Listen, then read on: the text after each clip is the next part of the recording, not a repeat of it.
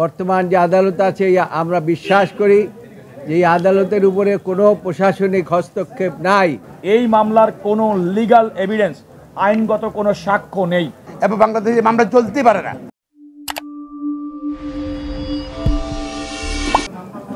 আপনারা জানেন যে গতকালকের থেকে আমাদের বাংলাদেশের সবচাইতে জনপ্রিয় নেত্রী, বাংলাদেশের তিনবারের প্রধানমন্ত্রী বেগম খালেদা জিয়ার বিরুদ্ধে ফ্যাসিস্ট সরকার 2007 সনে যে দুইটি মামলা রাজনৈতিক উদ্দেশ্য প্রণোদিতভাবে দায়ের করেছিলেন, সেই মামলা দুইটি হাইকোর্ট শেষ করে আমরা অ্যাপিলেট ডিভিশনে আপিল শুনানি শুরু করেছি গতকালকের থেকে। এবং আদালতকে আমরা বলেছি যে মাননীয় আদালত, this is the court of law. এই আদালতে এখন আপনারা কি জাজমেন্ট দেবেন সেটা আপনাদের বিষয়। এখানে আমরা কোনো হস্তক্ষেপ করতে চাই না। বিগত সরকার বিচার বিভাগকে ব্যবহার করে বিভাগের উপরে হস্তক্ষেপ করে যে জাজমেন্ট নিয়েছে, সেইভাবে আমরা জাজমেন্ট চাই না। আমরা চাই আমাদের অ্যাপিল যেভাবে আমরা করেছি, যে এর মধ্যে কোনো রকম কোনো ম্যাটেরিয়ালস নাই বেগম খালেদা জিয়া অন্য কাউকে কনভিক্ট করার মতো। এবং এই পরিপ্রেক্ষিতে বিষয়টি যদিও এখনো সাবজুডিস, কি জাজমেন্ট হবে আমরা এখনো বলতে পারি না। তারপরেও আমরা চেষ্টা করেছি আদালতকে আইনগতভাবে এবং ফ্যাকচুয়ালি আমরা আদালতকে সহায়তা করার জন্য আদালতকে তো আমরা অ্যাসিস্ট করতে পারি, অ্যাসিস্ট করার আমরা চেষ্টা করেছি।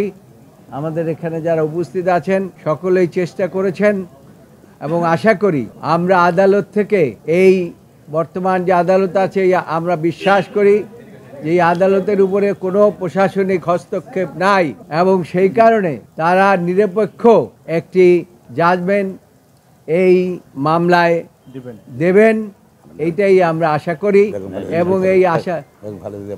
এবং এই আশা পোষণ করে আমরা আমাদের বক্তব্য শেষে বলেছি যে রাজনৈতিক উদ্দেশ্য প্রণোদিতভাবে সবসময় ফ্যাসিস্ট সরকার প্রধান বলতেন এতিমের টাকা আত্মসাৎ করেছেন, অথচ আপনারা শেষ আর্গুমেন্ট আপনারা শুনেছেন, আদালত নিজেই পয়েন্ট আউট করেছে যে টাকার কথা বলা হয়েছে এবং যে অ্যাকাউন্টের কথা বলা হয়েছে সেখানে বেগম খালেদা জিয়ার কোনো স্বাক্ষরই না। তো কাজেই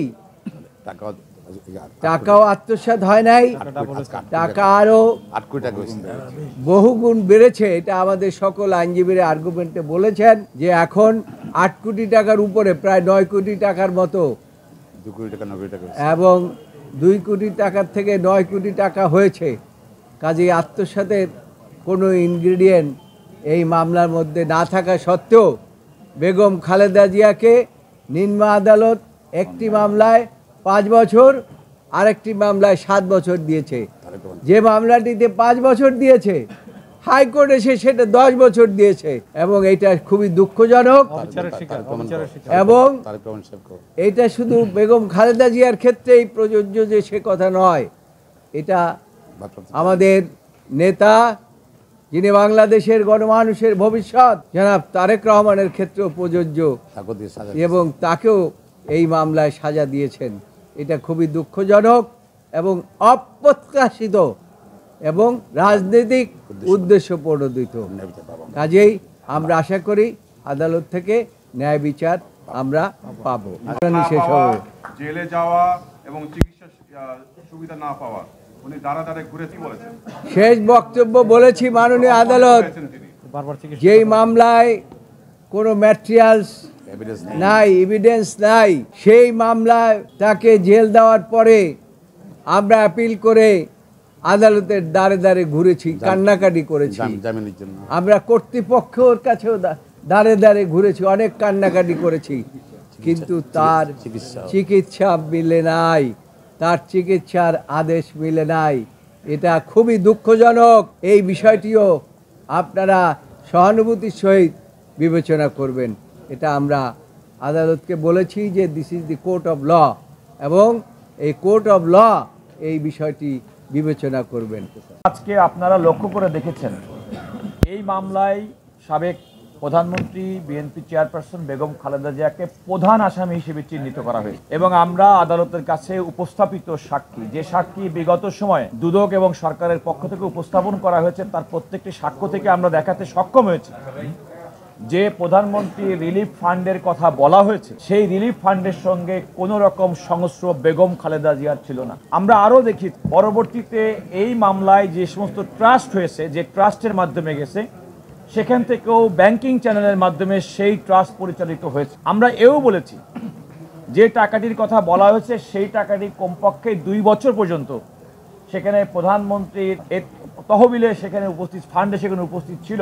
কোনো ব্যক্তি যদি কোনো কারণে কোনো প্রাপ্য টাকা যদি আত্মসাৎ করতে চান, তাহলে তো তিনি সেই টাকা সেখানে এতদিন পর্যন্ত রাখবেন না। এটা হচ্ছে একটা। 2 নম্বর কথা হচ্ছে, শুধুমাত্র এই মামলার বিচার করতে গিয়ে বেগম খালেদা জিয়াকে রাজনৈতিকভাবেই শুধুমাত্র আক্রমণ করা হয়নি। তার 2 ছেলে বিএনপির ভারপ্রাপ্ত চেয়ারম্যান জনাব তারেক রহমান, মরহুম আরাফাত রহমান কোকো, ওনার এক ভাগ্নে মমিনুর রহমান, এমনকি বিএনপি নেতাদের পর্যন্ত নাম উল্লেখ করে বলা হয়েছে যে তারা সবাই মিলে সংঘবদ্ধভাবে এই ধরনের, তাদের ভাষায়, এই এতিমের টাকা চুরির সঙ্গে জড়িত। এবং আমরা অত্যন্ত আনফর্চুনেটলি বলেছি, নিম্ন আদালত 5 বছর সাজা দিলেও তাকে যে 10 বছর উচ্চ আদালত অর্থাৎ হাইকোর্ট বিভাগ করলো, যে সমস্ত বিষয়গুলো নিয়ে আলোচনা করেছে সবই ধারণার ভিত্তিতে।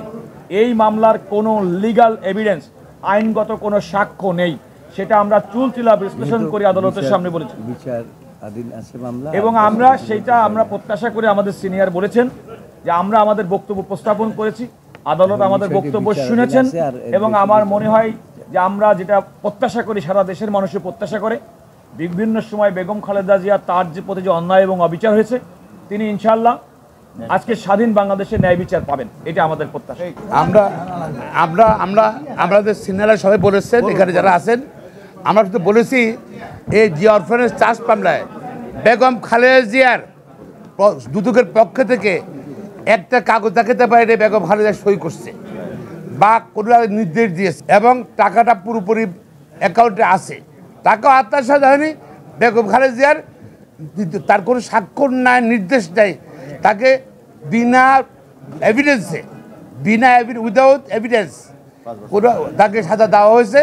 আমরা তার ন্যায় বিচার চাই, এবং আইনের ব্যাখ্যা দিয়েছেন কাজের কামাল সাহেব, কাজল সাহেব, জয়নাল আব্দিন সাহেব, আইনের ব্যাখ্যা দিয়েছি, এভিডেন্স পড়ে শুনেছি, এবং ইনশাল্লাহ এটা ট্রাস্ট এবং বাংলাদেশে মামলা চলতেই পারে না। ধন্যবাদ।